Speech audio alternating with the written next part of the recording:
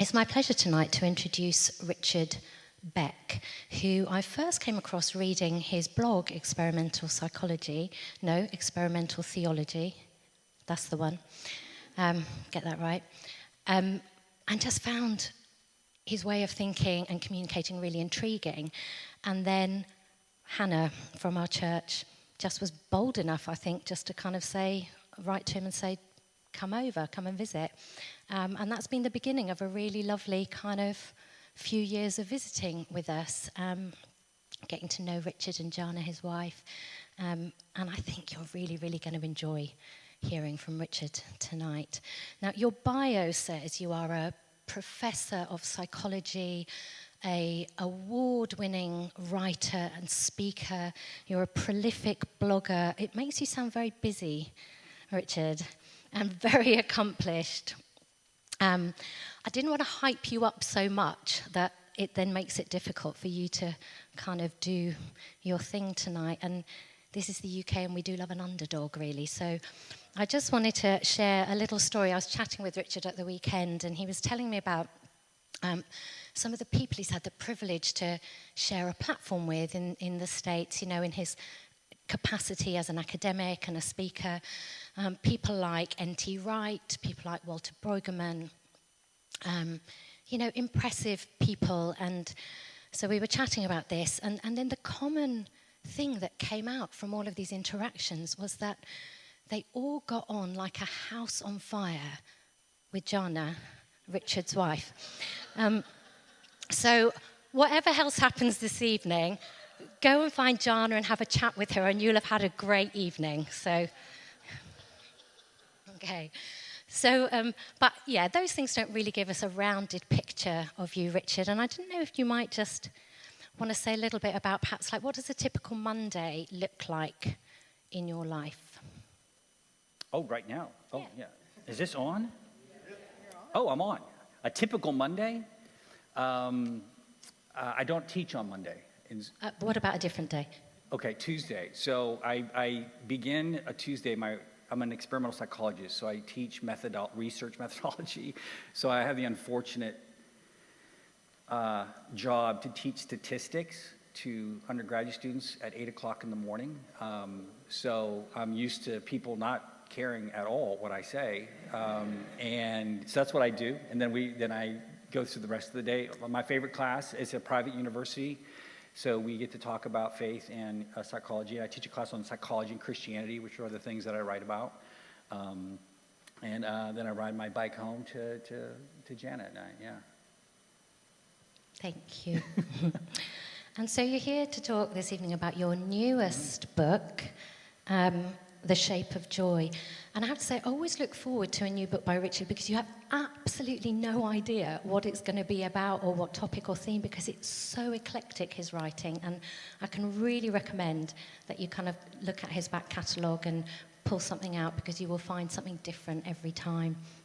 This feels like a really timely book, Richard. I think with everything going on in the world, the kind of just anxiety and sheer fatigue, I think, of the kind of chaos and conflict going on, that we just yearn for some sort of antidote, something just to kind of give us something else to lean into.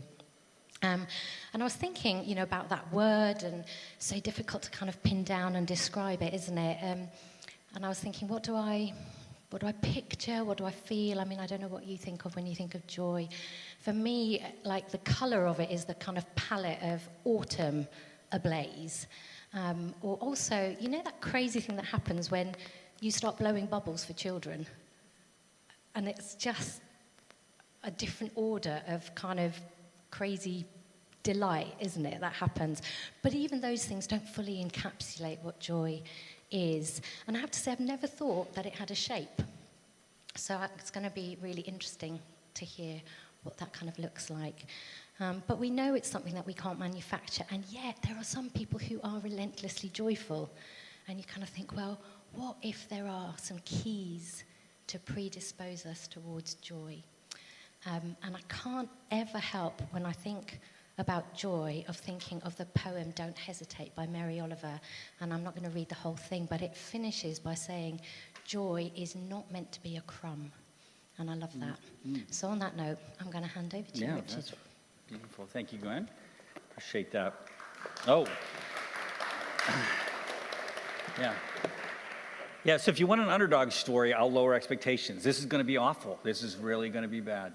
And I have to probably say, I'm aware I'm from America in Texas, and you're probably thinking, what can a person from Texas say? But they said this about Jesus: can anything good come out of Nazareth? So tonight will be like, maybe something good can come out of Texas? Well, I'll leave it to you to decide in a little bit. So thank you for coming. I'm delighted. Thank you, Dave, for the One Church for the invite, Gwen for the lovely introduction. And yes, Jana is always the favorite person to meet. She's a theater teacher, so she is the drama, all good drama in our lives. Good drama, not bad drama, good drama in our lives. And so glad she's here. And thank you to Hannah, long time ago, giving me the invitation to come and visit. And it's beautiful. All our friends, when they come to the UK, go to all the places tourists will go, and they'll take their pictures. But we come to see friends. And it's just, it's really emotional for us to get to be with you and to see and make new friends tonight. So thank you for coming. So I start the book off by telling a story that I call the world's worst commencement address. I discovered that you do not have commencement addresses for your high school. I guess we would call that high school. Do you have them for university, where there will be a speaker that might come in and the graduates will walk across and get their diplomas and have a moment where there'd be this inspirational talk about your future as a young person and follow your dreams? We do that with our high school students, and my son was graduating, and so his class asked me to be the commencement speaker. And about halfway through the talk, they regretted that invitation. And that's why I call it the worst commencement address, because I got up there, and the family is out there, and the grandparents, and everybody's proud. And I say, graduates, young people, whenever you hear these talks, you're told to follow your dreams. You can be anything you want to be. You have all this talent and potential. Go out there and, win the world. And I said, well, I'm not going to tell you that today. I'm not going to tell you to follow your dreams, because if the psychological research is to be believed, your dreams will make you unhappy. Following your, we're not very good at picking the future. I don't know if you've experienced that in your life, where you kind of, aim at some target or some goal. Maybe it's some job or moving to a city, or and you think this is going to make me happy, and it doesn't ultimately fulfill you. And so we are bad at following our dreams. But then I made a turn, because at this point people are looking pretty worried, because I said, I'm here to tell you, do not follow your dreams. They will make you unhappy. I said, what I'm interested in is not the best day of your life, because on the best day of your life, the day your dreams come true, you don't need any encouragement from me. It'll be a great day. But what I want to talk about is the worst day of your life, because everybody's going to have their worst day. And many of us have had many worst days, darkest nights, and don't know how we're going to face the next day or take the next step. And so I said, graduates, I'm really interested not on the day your dreams come true. I'm interested on when the worst day of your life, and everybody in the room is going to have one, right? You're going to have a worst day. What gets you through that day? I think that's your moment of truth. That day is the one I want to talk about. So that's how I begin the book. Where do we turn? What resources do we pull from to kind of help us acquire a degree of resiliency on those days, to have maybe some answers, some psychological or spiritual moves we might make in our own souls that can help us weather those storms. And so the book is entitled The Shape of Joy, and it's my spin on something called positive psychology. Is anybody familiar with that phrase?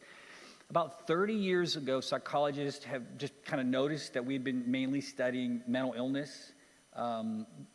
It's described as the disease model of mental health, diagnosis, mental illness, treatment, therapy, and how to rehabilitate that and bring people at least back to some sort of functionality. But 30 years ago, psychologists said, well, what if we turned our scientific and empirical attention to flourishing, joy, well-being. What if we looked at the happiest, most resilient people? What could they tell us about psychological health? And so that began a movement on positive psychology, right? The psychology of joy, the psychology of flourishing, the psychology of well-being. What have we discovered since then? So this book is my take on that literature, that research, because I think it kind of tells a story. And it's against the backdrop, I think Gwyn pointed this out, of a kind of a troubled mental health landscape. Now, you guys are probably very aware that America is not a healthy country. But I was looking at statistics coming over here. It seems like you all are struggling a little bit as well. Just last March, I was looking at research that showed, I believe it was, of everybody currently on disability, 86% of them report at least some struggle with mental health issues. That's almost the whole of everybody that's drawing from some kind of disability. Your mortality statistics are going up due to increase in what are called deaths of despair. Have you heard about this? Deaths of despair are deaths due to suicide, drug overdose, and chronic liver disease due to alcoholism. And so people are dying now because of hopelessness. And I think we see also a troubled mental health landscape with our young people. And these are all things that are reflected in America as well. So what has gone on that is maybe exacerbated or created or fragilized our mental health? And so the story I tell in the book, and I want to be clear about this, when you write a book, you can't tackle everything. So I'm going to keep my eye on the clock, and we'll stop so we can have a conversation, and we can talk about other things that I've left out of this story. But a part of the story I'm going to try to tell is that there was maybe some bad advice that goes all the way back to thinkers like Sigmund Freud. What I talk about is an inward turn, where the advice, the therapeutic consensus has been to seek happiness and joy within oneself. Freud, with his analysis of the unconscious, kind of threw us inside of ourselves, and we were to kind of rummage around in the unconscious, get all of that sorted out. One of the best UK sayings I've borrowed, right? You get yourself sorted out and return back to the world with better mental health, with some psychological resiliency. But the research is finally suggesting that inward turn has actually maybe exacerbated some of our mental health issues, that our mental health, our pursuit of mental health or joy has become increasingly self-referential, and that we've kind of closed in upon ourselves.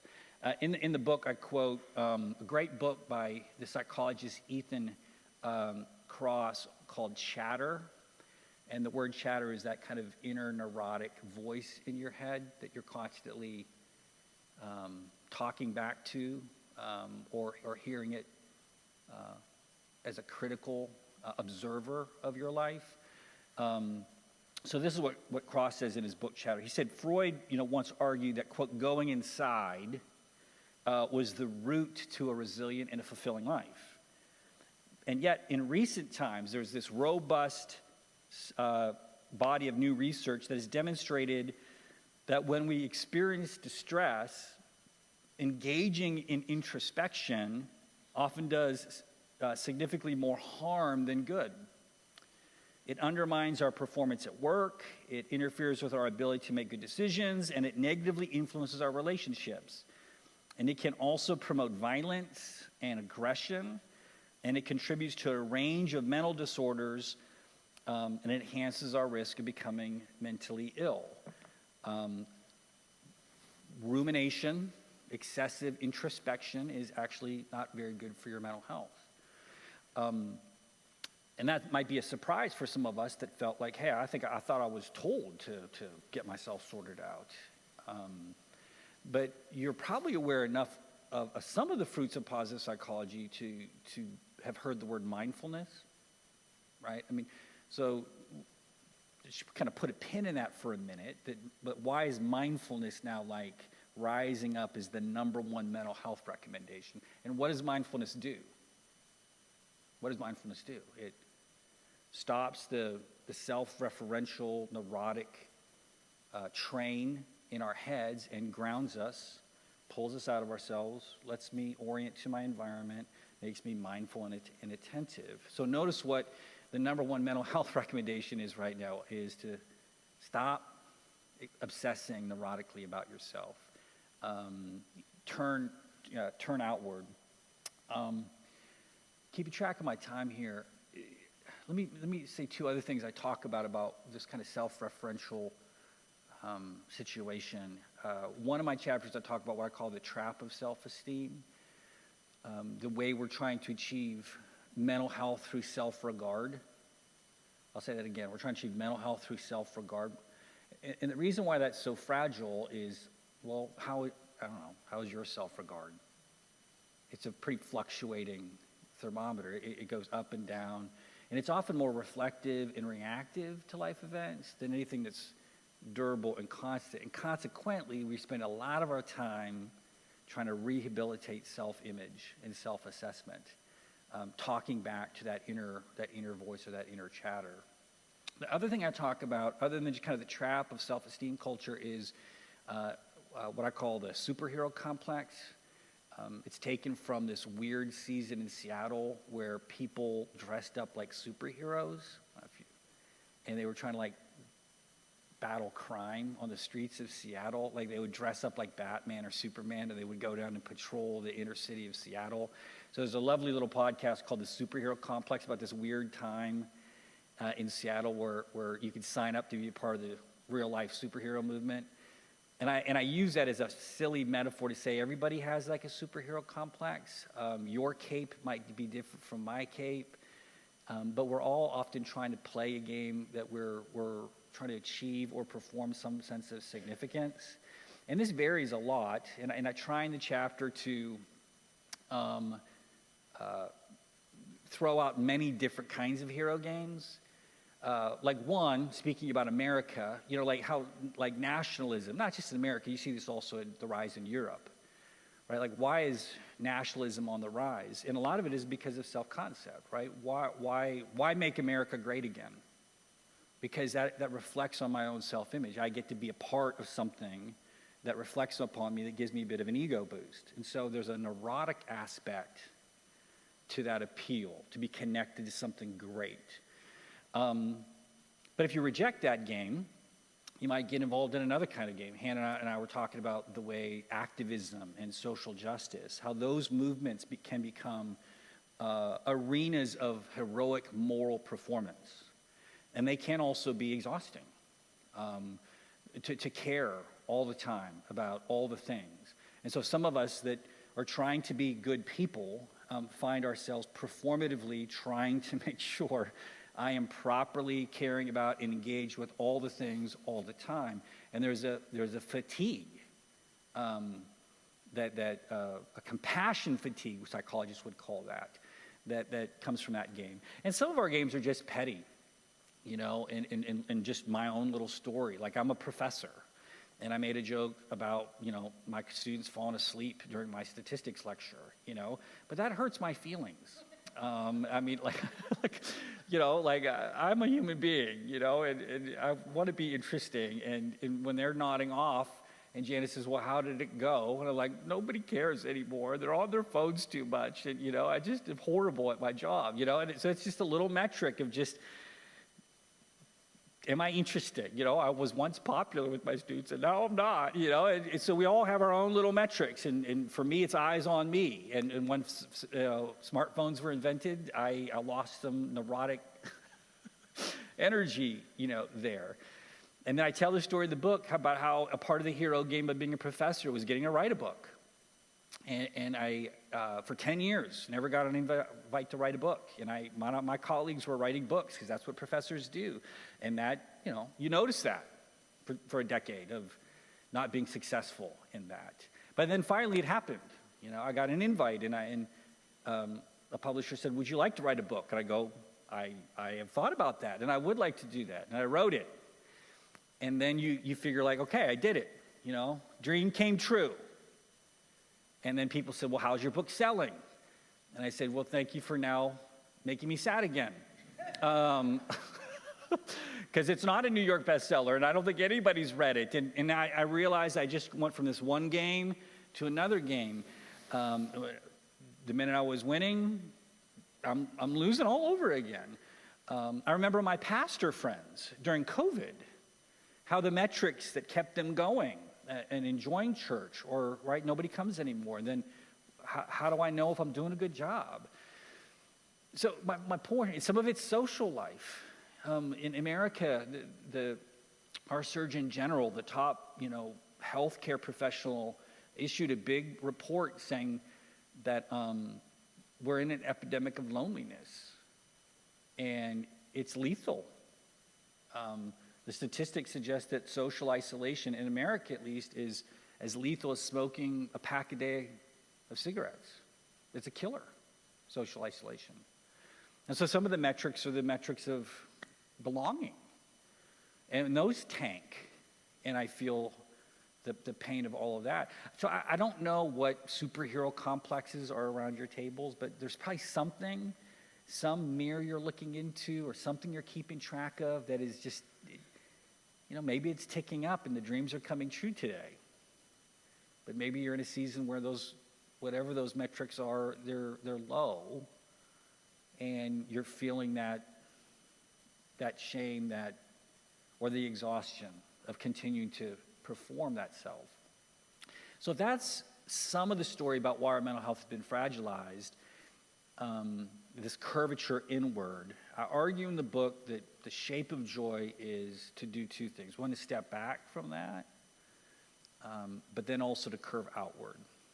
And so the middle part of the book is this stepping away from the self. And that's where I talk about mindfulness, right? To step back, to stop the inner negativity. But I also talk about two other things that psychologists have been looking at. One is humility. And that might be a surprise, but psychologists are discovering that humility is like maybe the key that unlocks a lot of mental health benefits. Now, if you're raised in a conservative Christian environment, that might be a surprise, because humility has been associated with internal criticism, right? To be humble is to denigrate oneself, right? It shares the same root as humiliation. To humble is to humiliate, to engage in humiliation. But what psychologists, when they look at humble people, now I want you to think about actual humble people, not people who are insecure, but in your mind, can you think of somebody who's exemplary of humility? And what you notice about those people is they are actually really talented and really gifted, really good at some things. But what they display is self-forgetfulness. It's not that there's a famous quote that's attributed to C.S. Lewis, but it's not his quote. But you've heard this quote, right? Humility isn't thinking less about yourself, it's thinking less of yourself. Psychologists will call that a hypoegoic state, an ability for self-forgetfulness. And thus, instead of the internal dialogue turning your focus neurotically back upon yourself, humble people just are able to be self-forgetful and become radically available to other people. Their attention is turned outward because they're not wrapped up in an ego game. And that's on both sides of that ego game, right? Some of us, it's an insecure ego game. How do I socially compare with the social group I'm sitting with? And some of us, it's narcissism, vanity, pride, social comparison. So it can be downward social comparison. That's pride, okay? Or it can be upward social comparison, insecurity. Regardless, what is it? It's still self-referential chatter taking place rather than an ability to just go like, how was your day? So humility is a good example of being self-forgetful. Mindfulness is a good example, humility. And the other one I point to, surprisingly, is awe. Has anybody heard about this literature? But currently, awe is one of the big hot topics in psychology. because it seems to do two things that are kind of magical. One, it has good mental health benefits. By awe, I mean encountering a reality bigger than oneself. An experience of nature is a great example of that. So we have an encounter with natural beauty, and I have this sense of whoa, or wow. That experience, interestingly, an experience of like transcendent encounter, has really good mental health benefits. But the other thing it also promotes is compassion. It creates through what psychologists call a small self. And I don't really like the word small, but what they mean by small is that you feel connected to a greater reality. And I fit in as a piece to that greater reality. And because I'm a piece of this greater whole, I'm more connected. And because I'm more connected, and there's a sense of oneness here, that promotes pro-social compassion. And so that's a win. It's because a lot of times, especially in activistic contexts, it sometimes seems that self-care and like activism are often pitted against each other. Like I got to pick one or the other. Like I'm in the fight, but it's exhausting, right? Like you guys see too much of Donald Trump, and you're like, I just got to turn the TV off. I can't do this anymore. I gotta take some self-care time. And then when I rehabilitate myself, I can go back into the fight. But awe is interesting, and it promotes both mental health, right? A joyful, peaceful, calm that promotes compassion. But notice, it's doing this not through an internal Freudian journey into your stuff, but what? It's an outward turn, encountering a bigger reality that draws me into that relationship. And one of the things I underline in the book is that if you look at the triggers of awe, nature probably would be one of the things that we would say, that's got to be the number one thing. But that's not it. It's moral beauty. Moral beauty is what they call it. Beholding acts of love and compassion. When we witness other people engaging in loving acts of compassion, we go, wow. And I feel pulled out of myself, back into a relationship with the world, and want to do similar things. I would argue that that's kind of what draws people. I mean, institutionalized religion can give or take, right? But if people have interest in Christianity at all, it's because of moral beauty, right? They witness gospel stories of Jesus' life, and they're like, I don't know if I believe all that stuff, but that's gorgeous, right? Who wouldn't want a world where people behave like that? That sense of connection. And it's interesting because I asked my students this just recently. I said, do you have any moral heroes? I know they have lots of influencers they follow on TikTok, and there's lots of celebrities they follow. I said, but do you have like any moral heroes, living or dead, where you would just say that there's like these people are like my moral North Pole, right? They're my compass. And I have them. Like some of them are civil rights heroes, like John Lewis or Martin Luther King Jr., Dorothy Day. I don't know if you know Dorothy Day. Thérèse of Lisieux. I spoke here about Thérèse of Lisieux many years ago. And these people, I read their stories, their biographies. I go back to them for moral inspiration. They create that small self, that awe, a bigger sense of what I want to be about in my life. And so I use awe in the book to kind of pivot towards the final story, which is like what I call the outward turn. Instead of an inwardly curved, neurotic, self-referential self, a step back with mindfulness, self-forgetfulness, and then awe, an outward turn.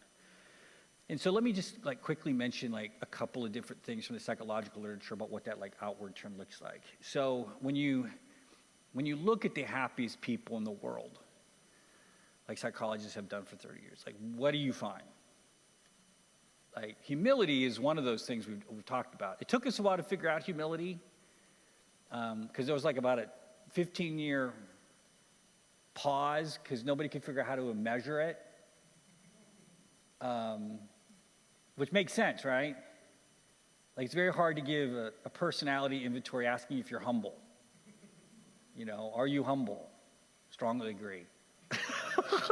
You know, so it just took us a while to even figure out, like, how do you even measure that thing? We know it's there, but how do you get people to self-report on it? So humility lagged a little bit, but the thing that kind of came quickly to the fore, does anybody know? Like, if you're top 1% happiest people in the world are characterized by, I mean, you came out tonight, you should know the secret to happiness by the time you leave. Gratitude. All right. Okay, let's dissect that a little bit. Gratitude. Probably the number one, like, beyond mindfulness, that's probably the number one mental health intervention that we're talking about right now, right? Practice gratitude, keep a gratitude journal. One of the very first studies done by Bob Edmonds out in California, and I know Bob, great researcher, and this is what he did. One of the very first studies that documented this was called Count Your Blessings. That was the name of the study. This is an old gospel hymn. Does anybody know this? The Count Your Blessings, name them one by one. It's an old gospel hymn in America, so I won't sing it for you now. Yeah, we're not going to do that. But the line goes, count your blessings and name them one by one, right? Count your many blessings, see what God has done. It's kind of a cheesy little lyric, but that's what he did in the study. He had these college students just, before gratitude journaling was a thing, just at the end of the day, list 3 things that you're grateful for today. And they were healthier, and by that I mean they went to visit the medical providers less, right? They were healthier and they were happier just by listing 3 things at the end of the day you're grateful for. Now, what's interesting about that is gratitude, as we know, is an interpersonal emotion. Right? If you do something good for me, like Hannah paid for my parking today in downtown Brighton. It is expensive to park in this city, which we discovered. And so I felt very grateful. That's called interpersonal gratitude. Somebody does something nice to you, you feel grateful. But who do you feel grateful for like your kids? Or this church? Or this sunrise? Or the breath in your lungs? Like where and so psychologists will call that cosmic gratitude. I'm just thankful for everything, for this. And what's interesting about that is that you're taking an interpersonal emotion, receiving a gift, and you're now experiencing all of life as it comes to you as a gift. And the question then is just, who gave that gift? Like, why is this graced? And you could argue, and I don't want to like thump a Christian drum here, but it is true that one of the things that was very distinctive about the early Christian faith is that it was characterized by thanksgiving. Like, it kind of put this idea of grace. And in the Greek New Testament, grace and gift are the same word. So to be given a gift is to receive grace. The idea of thankfulness and being thankful was like a radical innovation because most of that Greco-Roman world were trapped by fatalism. And the best you could do, the Stoics said, was just to kind of like, just resign yourself to the fates. And the Christian experience was like, no, it's not fatalistic, it's a gift. Everything is a gift, and we should be thankful for it. I don't know if our world is fatalistic. I think the way I see it with my students is it's like luck, like in a completely materialistic view. We're all very lucky to be here. Are you guys aware of like how astronomically improbable it is that we're even here? Right? The laws of physics are tweaked this way or that way. None of this exists, right? And the contingencies of evolutionary history and the biological lines that brought, Jan and I in our own relationship, if she turns left that day and I go right, none of this happens. It's all very lucky. And you can leverage, and I think a lot of people do, from a completely materialistic perspective, I think a lot of people can leverage luck into kind of an awe. You'll see scientists do that a lot, right? This is also mathematically impossible. We should all just be like, oh, goodness sakes, it's awe-inspiring. But the difference, I think, between luck and grace is that luck can go dark, right? Have you guys seen the dark, a dark twist on luck, which as if if we weren't supposed to be here, then it doesn't really matter if we all die out as a species. If it's all just random luck, then it can tip into kind of a fatalistic, nihilistic, does anything matter? Where I think grace or gratitude practices is a little different from luck, because it's not just chance that you're here, but this day is a gift given to you. The other example I would point to, then wrap up, is meaning in life. So the other big thing that points to the happiest people in the world are gratitude, but also meaning in life. And when psychologists would try to study meaning in life, what is that? What are the ingredients of a meaningful life? And there are three. One is coherence, that your life makes sense. You can narrate your life and make sense of it. A lot of us go to therapy because we lose coherence. Something happens, the plot of my life has been knocked off course. I used to work in a psychiatric hospital, and I vividly remember a gentleman who was suicidal. He was admitted because he tried to commit suicide. Because he was an EMT, an emergency tech. He literally saved people's lives. He would be called on the spot. He would save people. Very meaningful work. But he injured himself, back to the superhero complex. He injured himself and couldn't do that work anymore. Found himself relegated to a desk. Now suddenly his life no longer makes sense to him. He loses coherence. Who am I now? The game I was playing, the game that gave my life meaning, I don't have that anymore. And he experiences depression and suicidal ideation. And so a lot of therapy is okay, what's the new story? How do we create a different plot out of what has happened here? Or maybe it's trauma. There's this big chunk of my story that I've never woven into or braided into my life. And it kind of just sits there as a pain. But I gotta story that into meaning, right? I have to create meaning. Otherwise, it's just this thing, it's intrusive, but I can't leverage anything positive out of it because it doesn't have a meaning. And the second part is purpose, right? So meaning in life is coherence and purpose, that you're here for a reason, and this is my purpose. You lose track of that, you might be able to tell the story of your life, but you're not sure what you're here for or what to do. And so purpose. And then the third one is called mattering. And I put a lot of weight on this in the book because of the three ingredients, it's the one that is most predictive of mental health, mattering. It's also called existential significance or cosmic significance.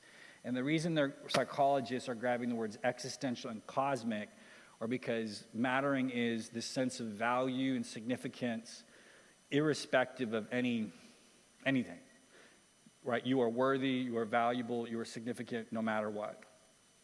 On the day your dreams come true, and on the worst day of your life. To kind of bring this talk full circle. On the worst day of your life, what do you reach for? And some of us will say, despite everything that has just happened to me, I still matter. My existence still matters. I still got a purpose. I still got a story. I can still be grateful, even if it's just for this next breath. I'm still here, right? To be able to make that move on the worst day of your life. And notice there that mattering just kind of hangs out there. And this is where I'll kind of end with like a spiritual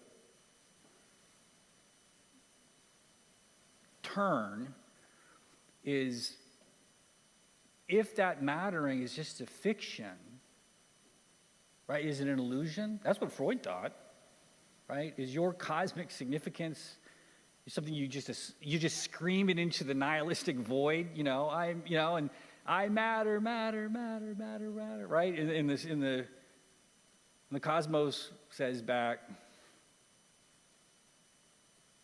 not really. You're just a speck. You're here by luck, And so I think one of the reasons why spirituality has always been positively predictive of mental health, right? Study after study has pointed to, in fact, just one recently, the Global Flourishing Project, a 5-year, 23-country longitudinal study on all these metrics of flourishing, right? Come back and say religious observance is positively predictive of flourishing. This is true in the Philippines, it's true in Spain, it's true in Germany, right? Why? Because on the worst day of your life, there's a move you can make, right? There's a place you can go where your value and your story and your meaning and your purpose and that cosmic gratitude becomes a place of rest and solace, despite the wreckage. And on the worst day of your life, if you can't make that move, I'm not saying you're doomed to mental illness or anything. I'm just saying there's a capacity that is created. And I really do think in our increasingly skeptical world, that's the fork in the road. Is any of that true? Or is it just a self-generated illusion? And I think spiritual people think, I think it's true. I don't think I am... what is the guy that flies to the sun? Ithacus, is he? What is it? Icarus? Yeah, is that all this is? We're just Icarus flying up, trying to achieve awe and wonder and cosmic gratitude and meaning of life, and it's all just fake? Or is it, we get there and we go no, I've made contact with a reality greater than my own.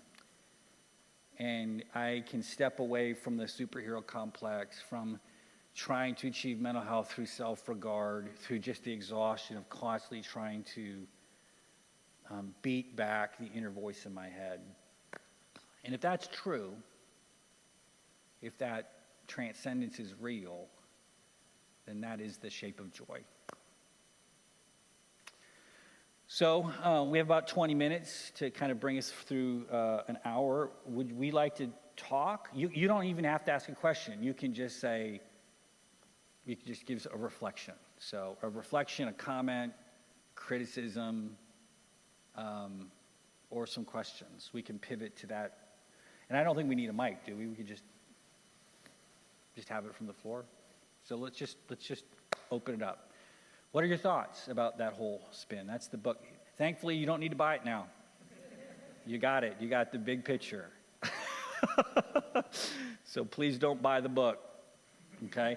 Even though I will look at my Amazon ranking and I will have my superhero complex feel bad. I'm just kidding.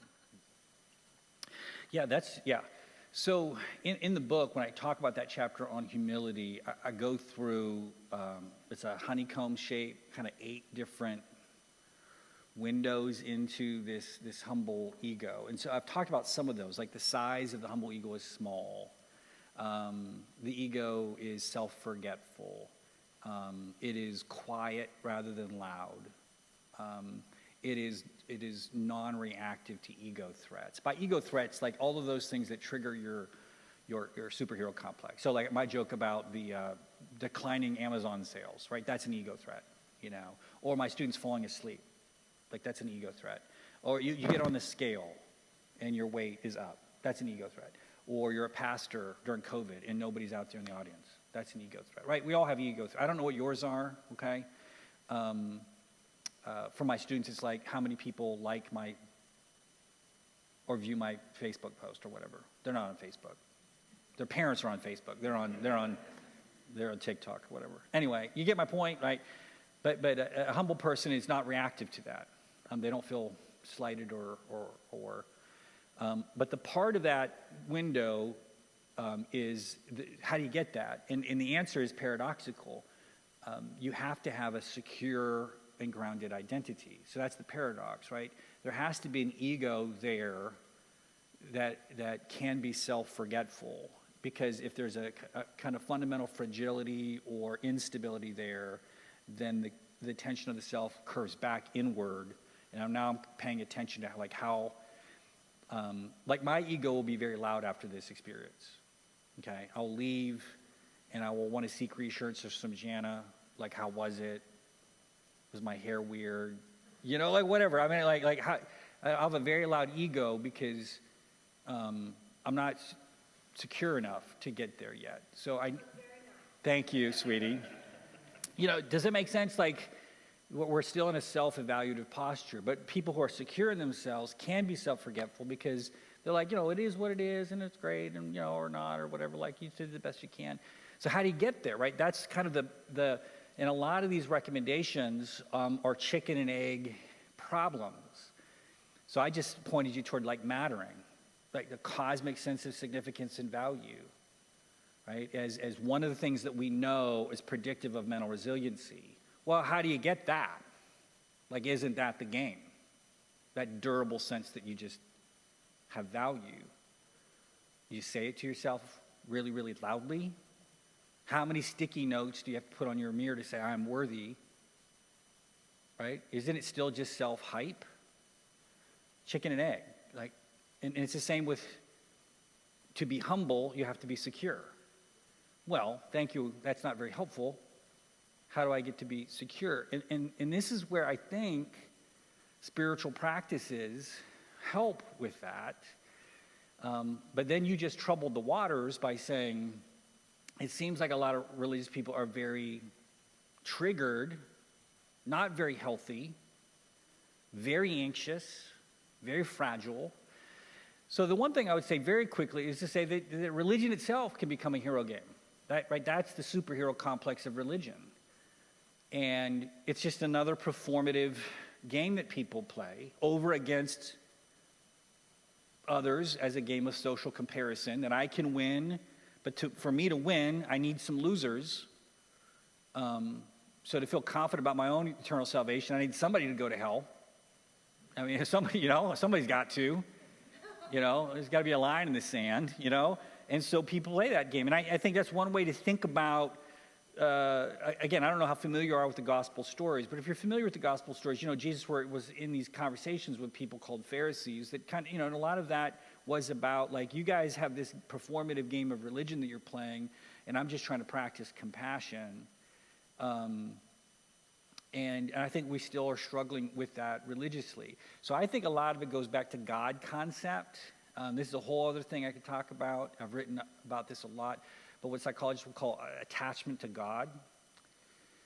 And it's taken from developmental literature where we have attachments with our primary caregivers. Are you familiar with this? We can be anxiously attached or securely attached. And I think a lot of people who are raised with anxious attachments to God, they learn to try to control the volatile emotions or unpredictable emotions of a parent through their good behavior. A child does. And they kind of transport that into the relationship with God. If I can act well and be good, then I can, and then that that anxiety curdles into the judgmentalism and the toxicity that we see. So I do think a lot of us that have been raised in those contexts need to do a lot of rehabilitation of our attachment to God. So I would say a secure, grounded identity for a religious person would also have a secure attachment to God, to where what I'm getting from that parent is just unconditional love and affection. And that allows me to be less anxious and thus less engaged in ego threats or social comparison.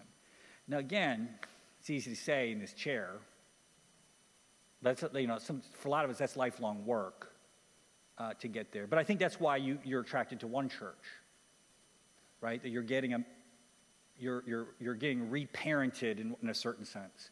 That anxious attachments to God are being rehabilitated in a more grace-filled community where I don't have to see myself in an antagonistic posture towards the world to feel better about myself. And I think a lot of us have probably been on that journey. I know I've been on that journey. Does that help a little bit? Okay. Yeah. That's a really incisive question, and I've gotten that a lot. That's probably the question I've gotten the most since the book, because the book's message can seem so counterintuitive to what a lot of us would think is integral to mental health, which is, don't we need a sense of introspection, a sense of self-knowledge, and internal awareness? And I've mainly got that pushback most from like therapists, because that's the work they do. I'm helping my people gain the self-understanding. And so I would so if I had a chance to write the book again, I would be much more clear in making sure that there was space carved out for the need for some of that internal work. But in addition to that, I would say, and even then, after that self-knowledge is gained, you're still even seeing in the therapeutic practice the calls to mindfulness, right? Trying to pull their clients out of their heads. You're getting hypervigilant. Your thoughts are racing. You're engaging in emotional loops and rumination and getting stuck. You're getting stuck in there. So, like, hey, why don't you go work in the garden for a little bit? Why don't you take a walk? Why don't you listen to, like, we're starting to see we need to rest a little bit from that journey.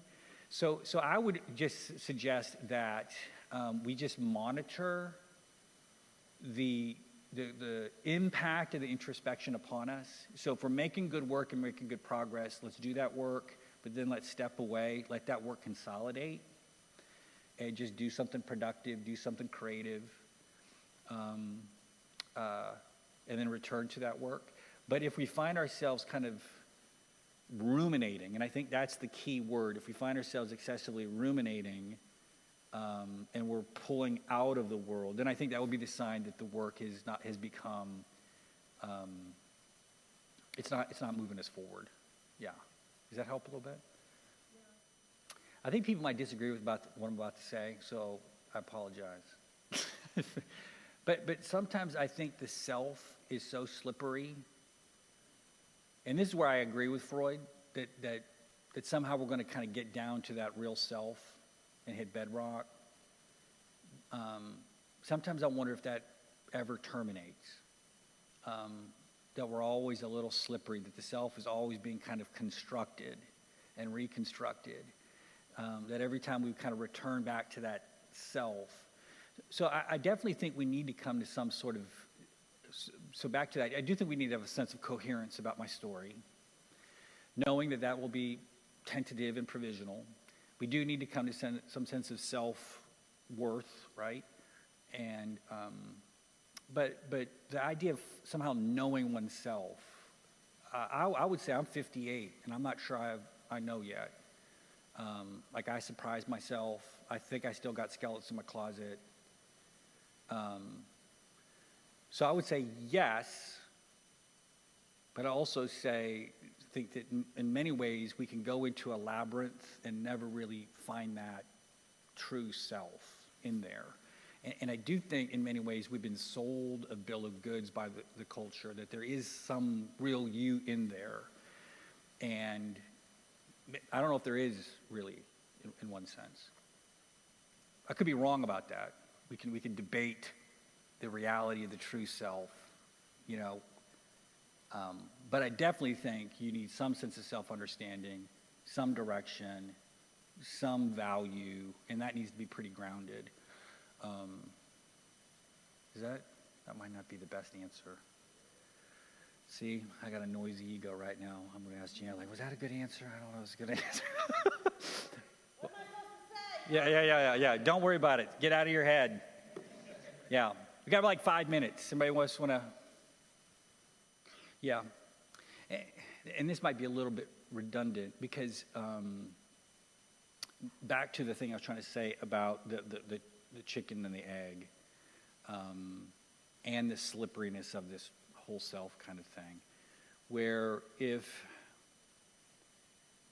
the ego isn't stable and you tell it to be humble, then that just crushes you.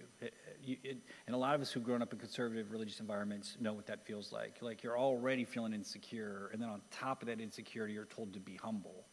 And it just feels abusive. Rather than humility becoming not even a choice, but a consequence of a well-adjusted ego, where it's not that I'm choosing to be humble or self-forgetful, but because I feel grounded in myself, I become just emotionally available to others.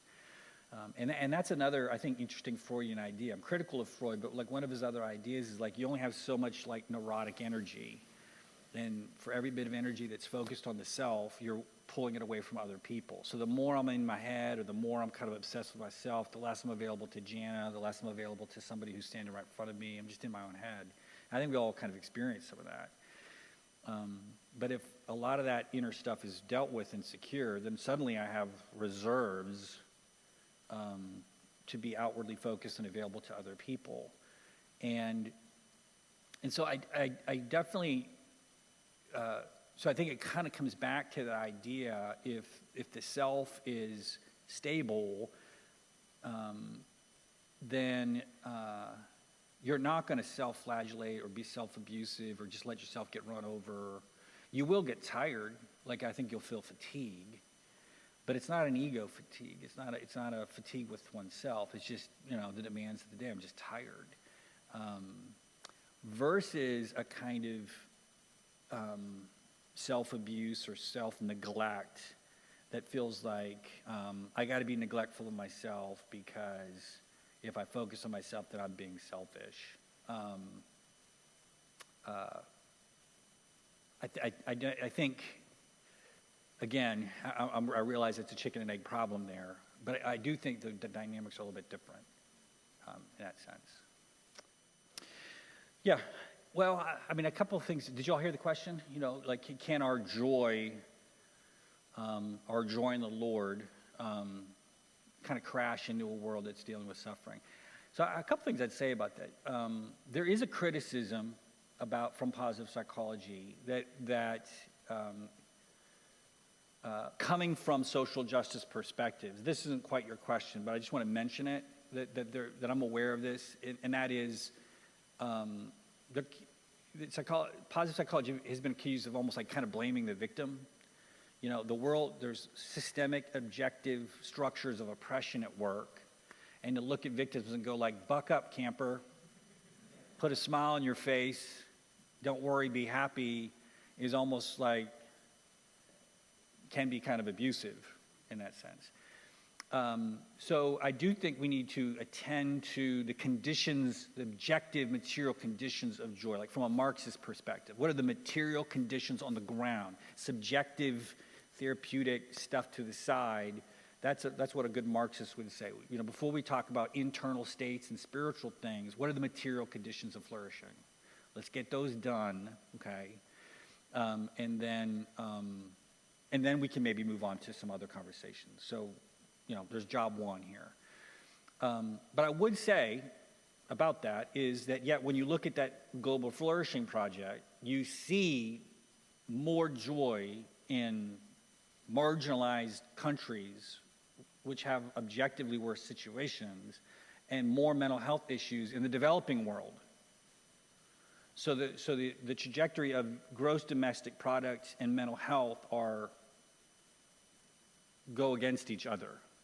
And so you'll actually find more joy in Africa or South America or China or Asia than you will in Brighton or Dallas, Texas. So there is a paradox there about joy on the margins of society.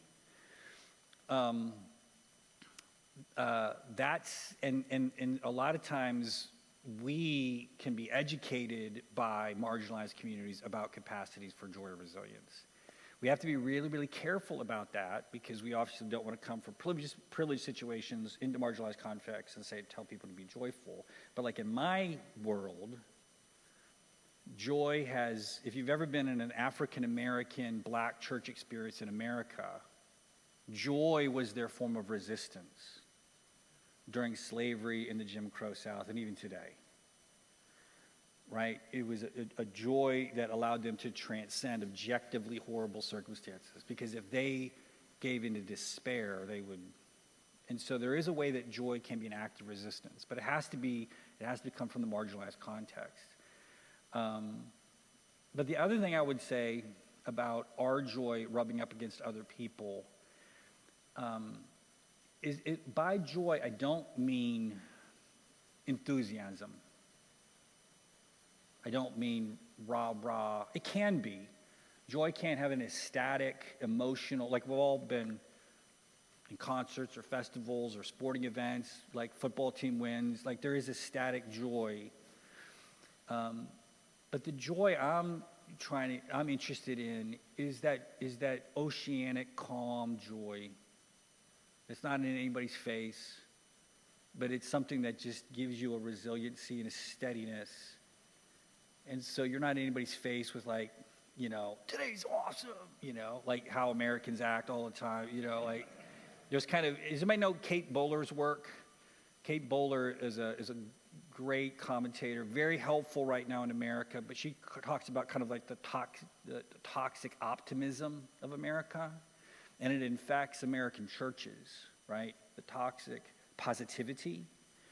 So the joy I'm talking about is like the joy of the Pauline prison epistles, right? Philippians is called Paul's epistle to joy. Rejoice in the Lord always, and again I say rejoice.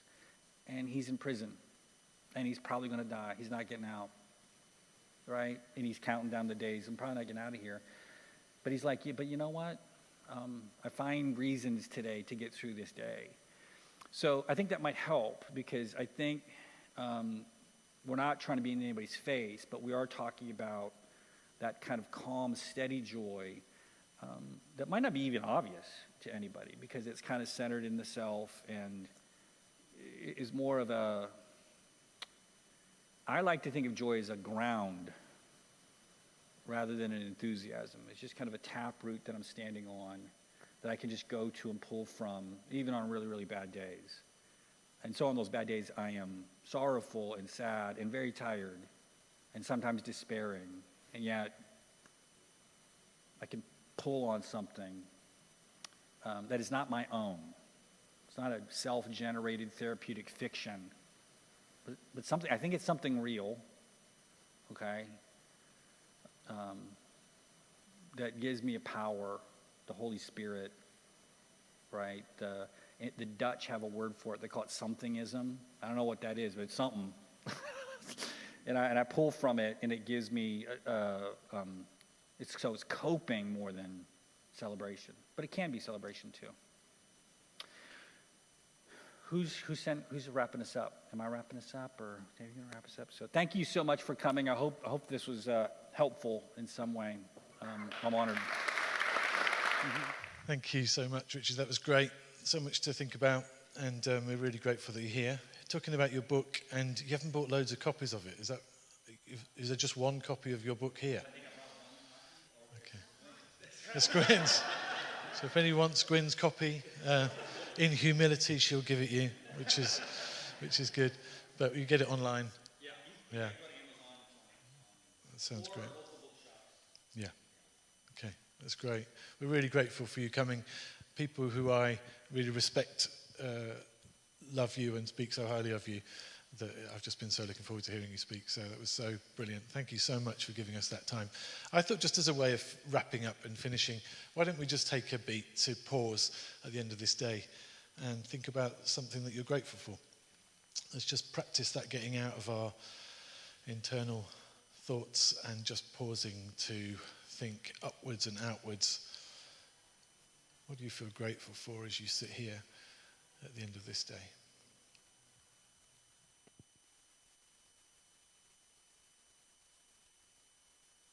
I'm just going to finish by reading us a blessing that I wasn't going to do, because I thought, I'm not going to do this. And then you mentioned Kate Bowler, and she wrote this. So I thought there's a bit of serendipity. Blessed are we who wait with bated breath, who wait for something new to be born, for new hope or new joy or new life. Blessed are we whose patience grows thinner by the day, we who are tired of the world as it is, in all its heartache and loss and hopelessness, we who want more hope, more joy, more life. Blessed are we who sit here, waiting at the still point between desire and expectation, we who are making room for more of you, O God, in this season. Surprise us with joy in the midst of the mundane, abundance in the midst of scarcity, presence in the midst of chaos. We have quieted our souls to listen, to wait for you, O God, for your word made flesh is life to us. Amen. Thanks so much for coming. Thank you.